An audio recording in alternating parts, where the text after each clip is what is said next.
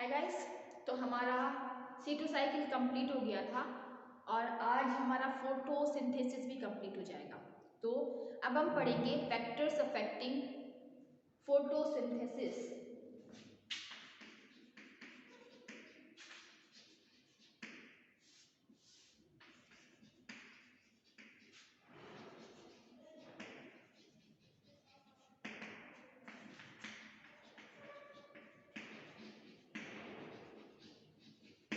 तो इसमें देखिए हम उन फैक्टर्स की बात करेंगे जो CO2 को अफेक्ट कर रहे हैं, या हम कहें जिनकी कंसंट्रेशन या जिनकी प्रेजेंस एब्सेंस हमारे क्या है CO2 को इफेक्ट हम फोटोसिंथेसिस रेट को इफेक्ट कर रही है। जैसे कि हम सबसे पहले लेते हैं CO2। तो आप सब जानते हैं फोटोसिंथेसिस में कार्बन का ही फिक्सेशन होता है। वो कार्बन किससे मिलता है? हमें CO2 से मिलता है। तो CO2 क्या है? अगर CO2 देखिए हमारा C3 साइकिल में हमारा मेन एंजाइम कौन होता है? रूबिस्को, जो कि क्या करता है, अगर उसको CO2 मिलती है तो वो क्या करता है, हमारा फोटोसिंथेसिस स्टार्ट कर देता है, और जब O2 मिलती है तो हमारी रेस्पिरेशन स्टार्ट कर देता है। ठीक है, तो अगर CO2 की प्रॉपर सप्लाई होती रहे तो क्या होगा, फोटोसिंथेसिस बिना किसी रुकावट के लगातार चलता रहेगा। और इसके अलावा हम बात करें तो CO2 की वो मात्रा जिसमें हमारी कार्बन फिक्सेशन की रेट और ऑक्सीजन को रिलीज करने की रेट, या हम कहें उसकी क्वांटिटी दोनों इक्वल हो तो उसको हम बोलते हैं कंपेंसेशन रेट। ठीक है,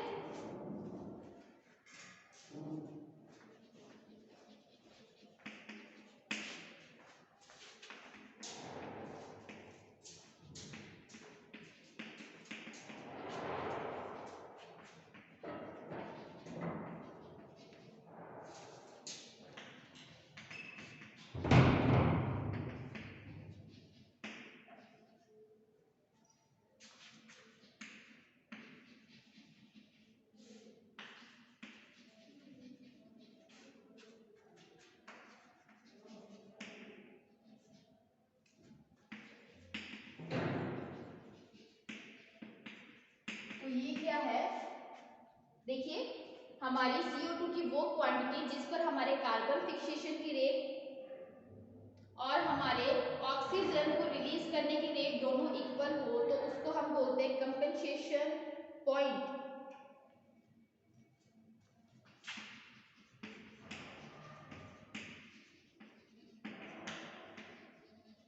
ठीक है, उसको हम बोलते हैं कंपेंसेशन पॉइंट। तो इसके अलावा देखिए नेक्स्ट हम ले कि प्रॉपर CO2 की सप्लाई होती रहेगी तो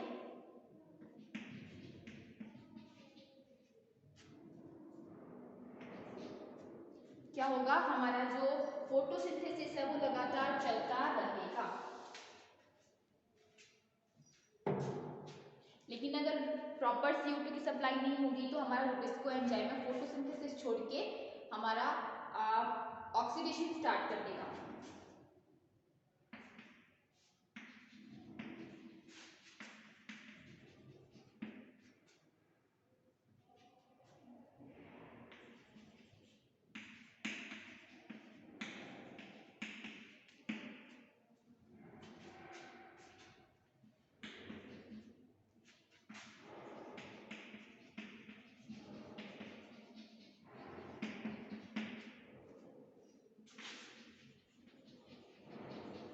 ठीक है, तो हमारी क्या है, CO2 की हाई कंसंट्रेशन होगी तो ही हमारा फोटोसिंथेसिस चलता रहेगा। और हम बात करें तो C3 प्लांट्स के लिए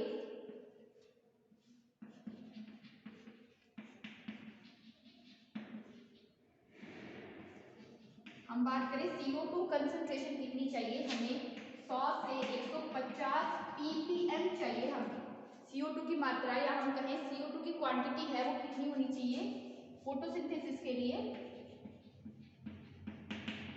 100 से 150 ppm होनी चाहिए। वहीं C4 प्लांट्स की बात करें तो हमें 10 से 15 ppm पर भी हमारा काम चल जाता है। इस पर भी क्या है, फोटोसिंथेसिस होता रहता है।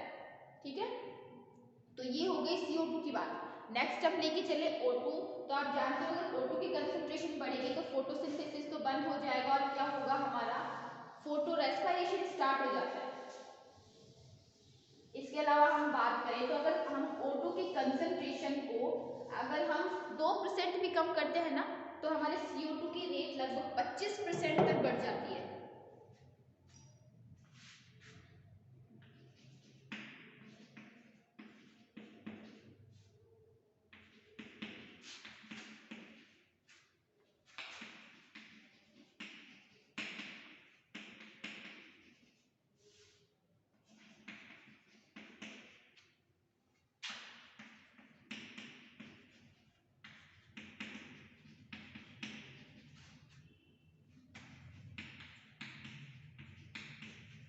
ठीक है, तो C3 प्लांट में क्या होगा, O2 की कंसंट्रेशन बढ़ते ही हमारे क्या होगा, हमारे फोटोसिंथेसिस की जगह रेस्पिरेशन, फोटो रेस्पिरेशन स्टार्ट हो जाएगा।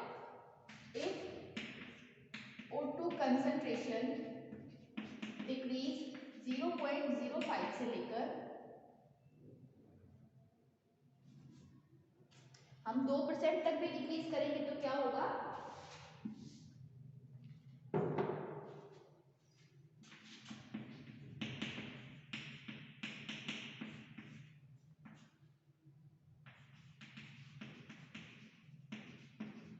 फोटोसिंथेसिस रेट क्या होगी हमारी 20 से लेकर 25% तक बढ़ जाएगी, या हम कहें थोड़ी सी मात्रा, सॉरी 30 से 50% बढ़ेगी। ठीक है, 30 से 50% बढ़ जाएगी हमारी फोटोसिंथेसिस की रेट। ठीक है, ये हो गया O2 की बात। नेक्स्ट हम लेके चलते हैं वाटर। ठीक है, तो वाटर की प्रॉपर अब्जॉर्प्शन होता रहेगा तो हमारे स्टोमेटा खुले रहेंगे, स्टोमेटा खुले रहेंगे तो हम CO2 को अब्जॉर्ब कर पाएंगे।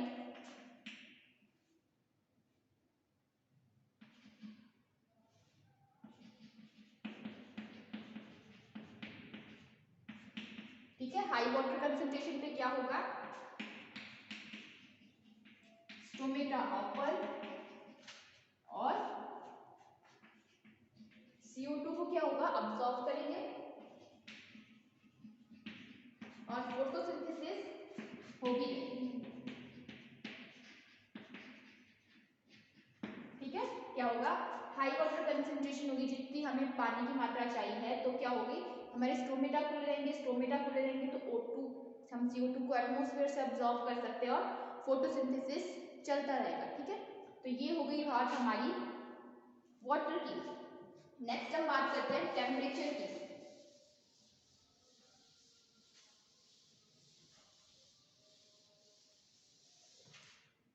तो टेम्परेचर में देखिए, ठीक है, टेम्परेचर में ऑप्टिमम 25 से 35 डिग्री सेल्सियस पर मैक्सिमम होगी फोटोसिंथेसिस,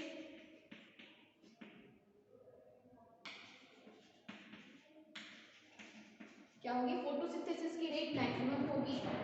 और अगर हम बात करें 25 से कम हो जाए टेम्परेचर, या हम कहें टेम्परेचर है हमारा,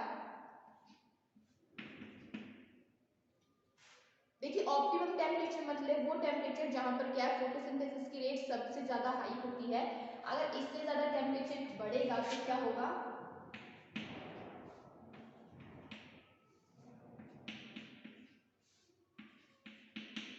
ठीक है, अगर हम या तो कहें हम 35 से 45 डिग्री सेंटीग्रेड, या हम कहें 35 से ज्यादा हो टेम्परेचर, तो क्या होगा, हमारा फोटोसिंथेसिस स्टॉप हो जाएगा, रुक जाएगा, फोटोसिंथेसिस स्टॉप हो जाएगा, क्योंकि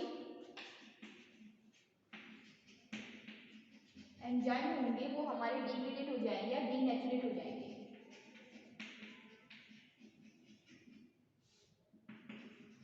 हमारे जो एंजाइम है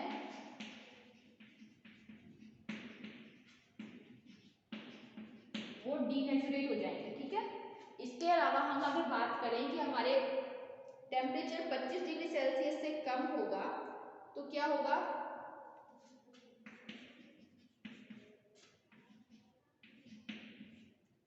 हमारे क्या है, एंजाइम्स इनएक्टिव हो जाएंगे, फोटोसिंथेसिस स्टॉप बिकॉज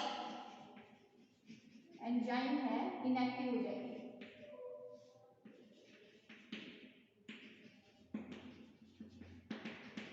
एंजाइम्स है इनएक्टिव हो जाएंगे। ठीक है, ये हो गई बात हमारी टेम्परेचर की।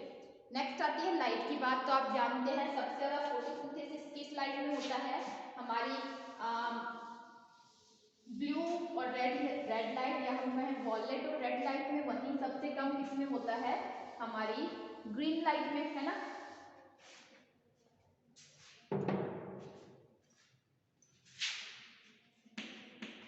तो लाइट की बात करते हैं। लाइट की एब्सेंस में स्टॉप और लाइट की प्रेजेंस में होगा फोटोसिंथेसिस।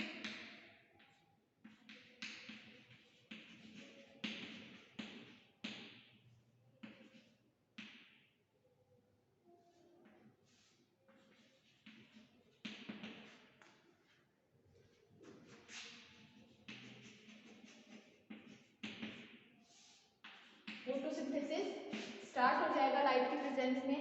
वहीं हम बात करें तो ग्रीन लाइट में मिनिमम वॉयलेट और रेड लाइट, या हम कहें ब्लू रेड और वॉयलेट, ठीक है, इनमें क्या होगा, हमारा मैक्सिमम होगा। ठीक है, तो ये हो गई लाइट की बात। देन उसके बाद हम कुछ आयंस की बात करेंगे जिनकी प्रेजेंस में क्या होती है, जो हमारे रुक भी सकती है और रेगुलेट भी हो सकती है। जैसे कि हम बात करें कि हमारे टॉक्सिक, कुछ टॉक्सिक होते हैं जैसे साइनाइड हो गया, ठीक है, उनकी प्रेजेंस में क्या होती है, हमारी जो रेट होती है, हमारी फोटोसिंथेसिस होती है, वो रुक जाती है। और कुछ आयंस ऐसे होते हैं जैसे कि हम बात करें MgCl CaCu, इनकी प्रेजेंस में क्या होती है, हमारी फोटोसिंथेसिस लगातार बिना किसी बाधा के, बिना किसी रुकावट के चलती रहती है। तो अब हम उन आयंस की बात कर लेते हैं। मिनरल्स जिनकी प्रेजेंस में क्या है, फोटोसिंथेसिस चलती रहती है।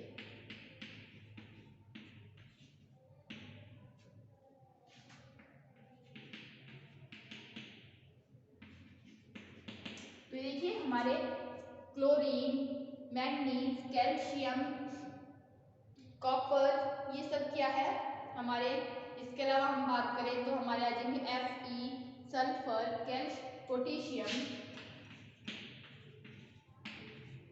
इनकी प्रेजेंस में क्या होती है, हमारी फोटोसिंथेसिस चलती रहती है। क्योंकि देखिए ये तीन तो क्या है, ये हमारी फोटोलाइसिस में हेल्प करते हैं। कॉपर क्या है, हमारे साइटोक्रोम जो कॉम्प्लेक्स है उसका मेन एलिमेंट है।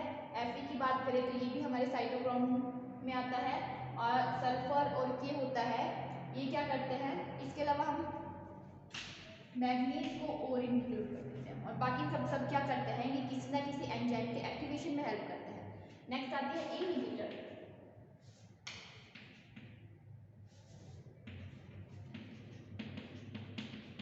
ठीक है, इनहिबिटर्स में हम उन आयंस को इंक्लूड करते हैं जो कि क्या होता है, हमारे फोटोसिंथेसिस रेट को रोकने का काम करते हैं। जिसमें हम साइनाइड को, O3 को, HF को इंक्लूड करते हैं। ठीक है, हमने साइनाइड को इंक्लूड कर लिया है, हमने O3 को इंक्लूड कर लिया, हमने HF को इंक्लूड कर लिया है। इसके अलावा हम नाइट्रोजन के कुछ ऑक्साइड्स को इंक्लूड कर सकते हैं। इनकी प्रेजेंस में क्या होते हैं, ये इनहिबिटर्स का काम करते हैं फोटोसिंथेसिस को इनहिबिट करने का। आप इनको नोट कीजिए।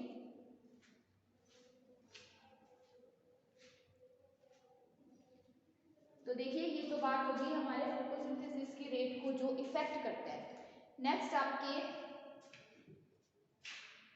कुछ हमारे बैक्टीरियाज भी होते हैं। देखिए हमने जब क्लोरोफिल पढ़ रहे थे तो हमने बात की थी कि कुछ बैक्टीरियाज वगैरह होते हैं वो भी फोटोसिंथेसिस करने का काम करते हैं। ठीक है, तो अब हम उन बैक्टीरियाज की बात कर रहे हैं कि किन किन बैक्टीरियाज में हम कहें फोटोसिंथेटिक बैक्टीरियाज की बात करें कि कौन कौन से बैक्टीरियाज में हमारे फोटोसिंथेसिस या हम कहें फोटोसिंथेसिस की रेट चलती रहती है। तो हम फोटोसिंथेटिक बैक्टीरिया,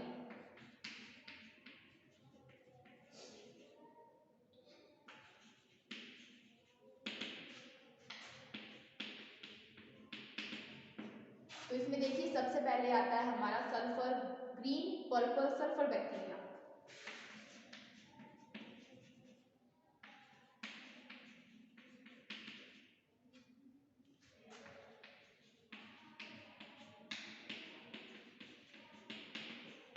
ठीक है। Green and purple sulphur bacteria, इनमें क्या होते हैं, इनमें chlorophyll bacterio, chlorophyll A and chlorophyll be include होते हैं। अब देखिए एक साइंटिस्ट थे वॉन नील करके, ठीक है, इन्होंने बताया था कि हमारे जब हायर प्लांट्स में जो हम फोटोसिंथेसिस में हमारा CO2 यूज हो जाता है, लेकिन वही हम बात करें कि हमारे जो बैक्टीरियाज है इनमें CO2 की जगह H2S का यूज होता है, ठीक है।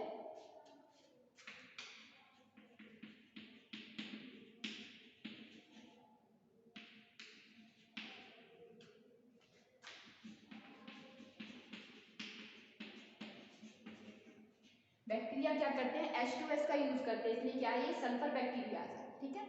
ये कहा था वॉन नील ने।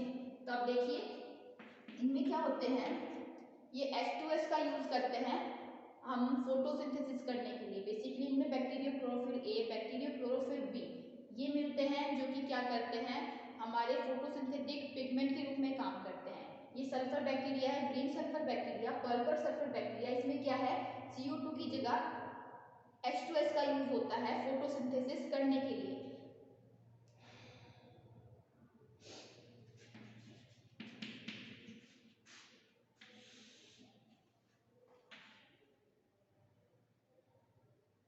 हाँ, तो देखिए यहाँ हम क्या कर रहे हैं, एक मिनट, हाँ अब ठीक है। इसमें क्या होते हैं हमारे जो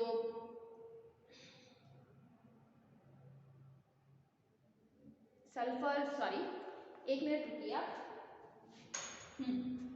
वॉन नील एक साइंटिस्ट थे जिन्होंने ये बात कही थी कि हमारे जो प्लांट, जो हमारे बेसिकली हमारे हायर प्लांट्स थे, ठीक है, उनमें क्या करते हैं, H2O इलेक्ट्रॉन डोनर का काम करते हैं, ठीक है, H2O इलेक्ट्रॉन डोनर का काम करते हैं। लेकिन वहीं अगर हम बात करें बैक्टीरियाज की, तो बैक्टीरियाज में इलेक्ट्रॉन डोनर का काम कौन करते हैं, हमारे H2O मॉलिक्यूल्स करते हैं।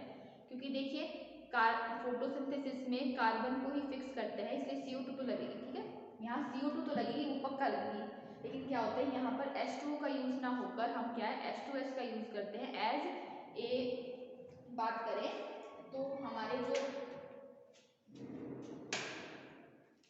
इलेक्ट्रॉन डोनर के रूप में H2O की जगह H2S का यूज होता है, जो कि क्या करता है, इलेक्ट्रॉन डोनर का रूप में काम करता है और फोटोसिंथेसिस में हेल्प करता है। तो देखिए यहाँ पर इलेक्ट्रॉन डोनर हो गया।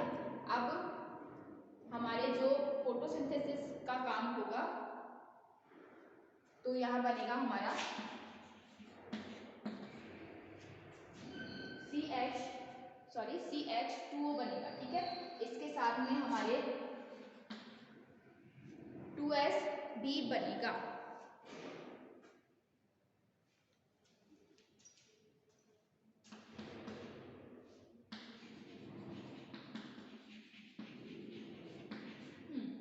तो ये हो गई हमारी पूरी रिएक्शन, जिसमें क्या है, हमारे इलेक्ट्रॉन डोनर के रूप में काम कर रहा है H2S सल्फर बैक्टीरिया इसलिए है, और बन गया हमारा CH2O, इसके साथ में 2 सल्फर और H2O और एनर्जी बनती है। तो यहाँ पर क्या हो गया हमारा bacterio chlorophyll A, bacterio chlorophyll B. अब हम इसके एग्जाम्पल ले तो हमारे क्लोरोबियम और क्लोरोबैक्टीरियम, ये क्या है, हमारे बैक्टीरियाज है जो कि काम करते हैं ग्रीन सल्फर और पर्पल सल्फर बैक्टीरिया के एग्जाम्पल, जिनमें क्या होता है हमारे फोटोसिंथेसिस का काम हो रहा है।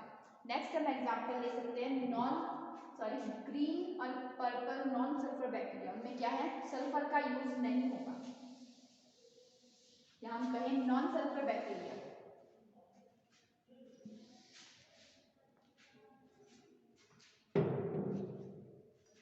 इसमें क्या है, देखिए सल्फर बैक्टीरिया में क्या होता है, H2S इलेक्ट्रॉन डोनर के रूप में काम कर रहा है। वहीं अगर हम नॉन सल्फर बैक्टीरिया की बात करें, तो इसमें क्या हमारे जो इलेक्ट्रॉन डोनर का काम है वो सल्फर नहीं करता है।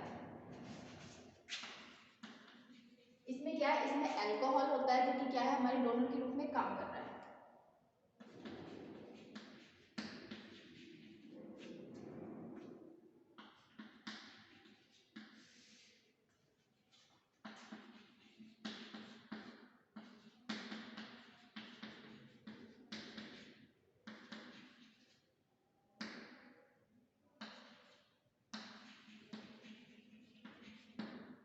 देखिए हमारे नॉन सल्फर बैक्टीरिया, इसमें हमारा अल्कोहल काम कर रहा है परफ्यूरिल, और हमारा यहाँ बन रहा है एसीटोन। ठीक है, तो यहाँ पर हमारे कौन अल्कोहल है, एक अल्कोहलिक कंपाउंड है, वो हमारे इलेक्ट्रॉन डोनर के रूप में काम कर रही है।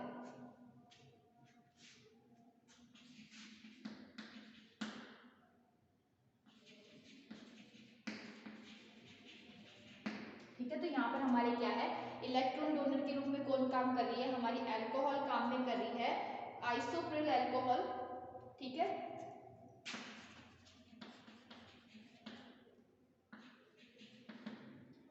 तो आप इसको नोट कीजिए।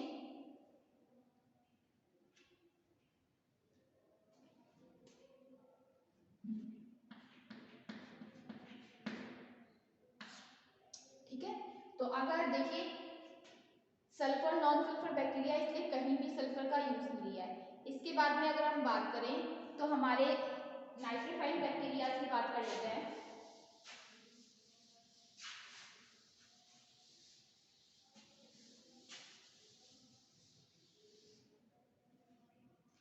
अगर हम इसका एग्जाम्पल लेके चले नॉन सल्फर बैक्टीरिया का, तो हमारा रोडोस्पाइरुलम है, वो इसका एग्जाम्पल हो जाएगा। ठीक है, नेक्स्ट जो हमारा थर्ड टाइप का सिंथेटिक बैक्टीरिया आ रहा है वो है नाइट्रोफाइन बैक्टीरिया।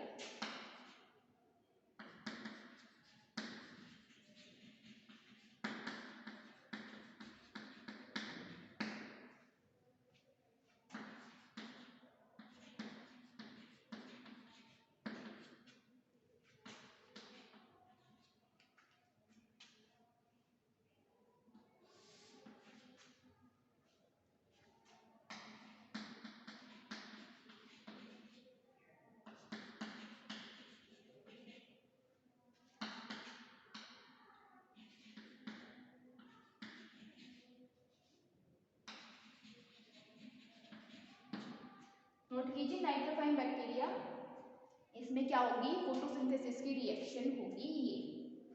अगर इसका हम एग्जांपल देखें तो इसमें हम नाइट्रोसोमोनास है उसको इंक्लूड कर सकते हैं।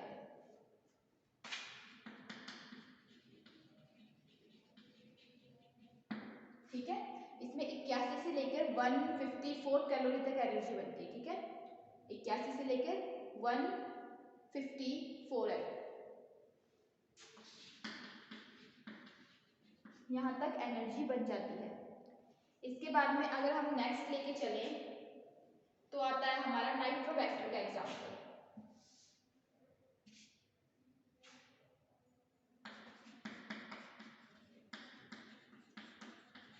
ठीक है, नाइट्रोबैक्टर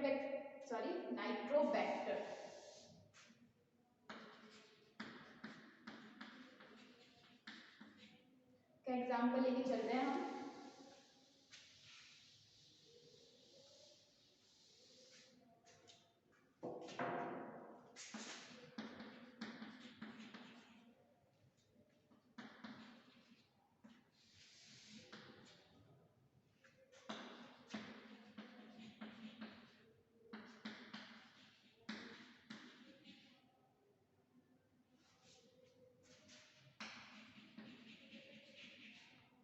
तो ये देखिए, ये नाइट्रोबैक्टर में ये हम होगी हमारी फोटोसिंथेटिक की रिएक्शन। इसके बाद जो हमारा फोर्थ आता है वो फेरस बैक्टीरिया आते हैं, क्योंकि वो यहाँ देखिए नाइट्रोबैक्टर है या नाइट्रोफाइन बैक्टीरिया है, वो यूज कर रहे हैं नाइट्रोजन का फोटोसिंथेसिस के लिए। अब जो हमारा फोर्थ जो हमारा नेक्स्ट जो हमारा आ रहा है, हम बात करें कि हमारा नेक्स्ट बैक्टीरिया है या फोटोसिंथेटिक बैक्टीरिया है, वो है हमारे फेरस बैक्टीरिया, या हम उनको कह सकते हैं आयरन बैक्टीरिया।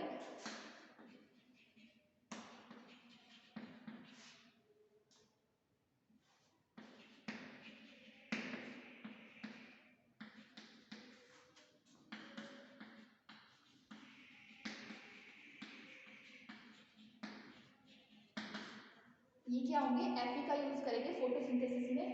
तो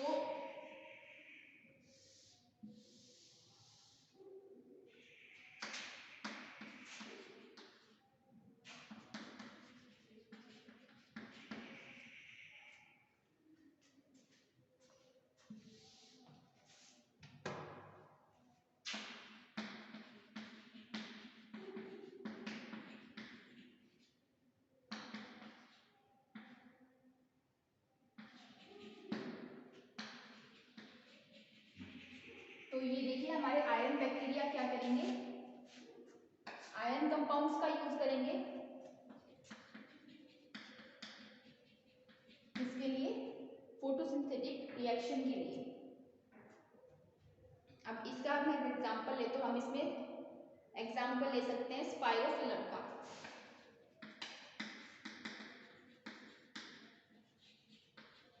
इसका स्पाइरोफिलम का एग्जांपल ले सकते हैं, आप इसे नोट कीजिए।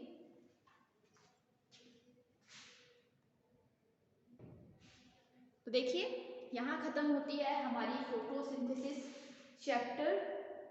और देखिए आपकी मैम कितनी महान आत्मा टाइप है, जिसने अभी तक क्लास भी नहीं लिखा है ना। चैप्टर का एंड हो गया तब जाके क्लास लिखना याद आया। तो यहाँ हमारा आ रहा है फोटोसिंथेटिक या फोटोसिंथेसिस का चैप्टर एंड हो गया। नेक्स्ट क्लास में हम रेस्पिरेशन स्टार्ट करेंगे, लेकिन उससे पहले थोड़ा सा देख लेते हैं। देखिए हमारे फोटोसिंथेसिस यानी लाइट की प्रेजेंस में प्लांट के एरियल पार्ट के थ्रू फूड का फॉर्मेशन क्या है, फोटोसिंथेसिस। इसको हमने दो पार्ट में डिवाइड किया, इसके लिए हमें पहले रॉ मटेरियल चाहिए, जिसमें हमने लाइट की बात करी है, वाटर की बात करी है, CO2 की बात करी है और पिगमेंट की बात करी, ठीक है। उसके बाद हमने बात की कि इसमें है, हमने दो पार्ट में डिवाइड किया, light reaction, dark reaction. Light reaction वो जो लाइट से इफेक्ट हो रही है, जिसको हमने साइक्लिक रिएक्शन और नॉन साइक्लिक रिएक्शन या जेट स्कीम में बांटा था, और इसको कहा था हमने फोटोफास्फोराइलेशन, ठीक है, प्रकाश फास्फोलीकरण। फिर हमने बात की थी ये जो लाइट रिएक्शन है वो ग्रेना वाले पार्ट में हो रही है ना, और डार्क रिएक्शन है वो किसके द्वारा, वो लाइट इंटेंसिटी के द्वारा प्रभावित नहीं होती है, वो इफेक्टेड होती है टेम्परेचर के द्वारा, ठीक है, जो कि क्लोरोप्लास्ट के स्ट्रोमा वाले पार्ट में होती है। फिर हमने डार्क रिएक्शन को 3 जगह डिवाइड किया था, C3 साइकिल, जो कि क्या है हमारे ऑलमोस्ट हर प्लांट में मिल जाती है C3 साइकिल, जिसमें हमने कहा था कि RUPP हमारा है पहला एक्सेप्टर है CO2 का, और उसके बाद हमारा पहला जो प्रोडक्ट है स्टेबल प्रोडक्ट वो है हमारा PGA, है ना। तो इसमें क्या है हमारे टोटल एक साइकिल में, या हम कहें एक CO2 के मॉलिक्यूल, ठीक है, एक CO2 के मॉलिक्यूल को फिक्स करने के लिए 3 ATP और 2 NADPH2 का यूज होता है, और लास्ट में हमारा एक ग्लूकोज मॉलिक्यूल बनता है। फिर हमने बात की थी C4 की, तो आप देखिए C4 हमने क्या कहा था, ये हमारे जीरोफिटिक प्लांट्स में मिलती है, जिसमें क्या होता है इसमें 2 क्रेन्ज एनाटोमी मिलती है, और फोटोसिंथेसिस में हमारे दोनों C4 और C3 साइकिल चलता है। मीजोफिल में बंडल शीट सेल में 2 जगह मिलता है, जिसमें क्लोरोफिल डायमॉर्फिज्म मिलता है ना। और इसमें क्या है, एक CO2 के मॉलिक्यूल को फिक्स करने के लिए हमें 5 ATP और 2 NADPH2 की जरूरत पड़ती है। तीसरी हमने बात की थी केम साइकिल की, जो क्रूसिलेशन प्लांट में मिल रहा था, जिसमें एसिडिफिकेशन रात को हो रहा था, डीएसिडिफिकेशन दिन में हो रहा था, है ना। देन हमने बात की C2 साइकिल की, जो कि हम बात C2 साइकिल फोटो रेस्पायरेशन, यानी हम लाइट की प्रेजेंस में रेस्पायरेशन की प्रोसेस हो रही है, जिसको हमने M स्टीडर ने जिसको खोज की थी और फोटो रेस्पायरेशन नाम दिया था टायो और डेकर ने। इसमें क्या हो रहा है, हमारे 3 साइट है, क्लोरोप्लास्ट, पेरोक्सिसोम और माइटोकॉन्ड्रिया में ये साइकिल चलता है। और इसमें क्या होता है, जब O2 की कंसंट्रेशन बढ़ती है तो रूबिस्को एंजाइम कार्बोक्सिलेशन छोड़ के ऑक्सीडेशन स्टार्ट कर देता है ना। तो वो हमारा था फोटो रेस्पायरेशन, और आज हमने उनके फैक्टर्स इफेक्ट करने वाले बात कर लिए, और फोटोसिंथेटिक बैक्टीरिया की बात कर ली हमने, नॉन सल्फर हमने ग्रीन और पर्पल सल्फर बैक्टीरिया की बात की, जिसमें क्या है हमारे सल्फर है वो H2O की जगह काम कर रही है इलेक्ट्रॉन डोनर के रूप में, ठीक है। सेकंड हमने बात की नॉन सल्फर बैक्टीरिया, जिसमें क्या है हमारे एल्कोहल H2S की जगह काम दे रहा है। देन हमने बात की नाइट्रोफाइन बैक्टीरियाज की और नाइट्रोबैक्टीरिया की, जिसमें क्या है हमारे नाइट्रोजन रिलेटेड कंपाउंड्स वो यूज हो रहे हैं फोटोसिंथेसिस रिएक्शन में। और लास्ट हमने बात की आयरन बैक्टीरिया में, जिसमें क्या है हमारे आयरन यूज हो रहा है H2S की जगह पर, ठीक है। तो ये हमारी हो गया फोटोसिंथेसिस कंप्लीट।